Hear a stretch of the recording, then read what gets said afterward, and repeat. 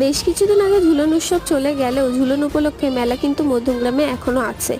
অনেক দিন ধরেই ভাবছি যাবো কিন্তু মাঝখানে এতই বৃষ্টি হচ্ছিল যে আর মেলায় যাওয়ার সাহস হয়ে ওঠেনি। তারপরে কালকে অ্যাট লাস্ট গেছিলাম মেলাতে, গিয়ে তো দেখলাম প্রচুর দোকান বসেছে, তো ওগুলোই ঘুরে ঘুরে একটু দেখছিলাম। বাচ্চাদের খেলনা থেকে আরম্ভ করে মেয়েদের সাজার জিনিস, আরও প্রচুর ঘরের জিনিস টুকিটাকি।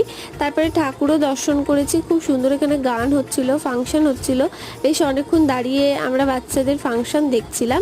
তারপরে একটু খিদে পাচ্ছিল, এদিক ওদিক ঘুরেছি। প্রচুর কিছু খাওয়ার ছিল কিন্তু খুব একটা ভালো লাগেনি যে কিছু খাই, তো ওর জন্য আর কিছু খাওয়া হয়ে ওঠেনি। দেখতেই পাচ্ছ ফুচকা, ঘুগনি, ভেলপুরি, তারপর জিলাপি, আরও অনেক কিছুর দোকান ছিল। দোলনাগুলোও পুরো ফাঁকা ছিল, বৃষ্টির জন্য মেলা কালকে ফাঁকাই ছিল।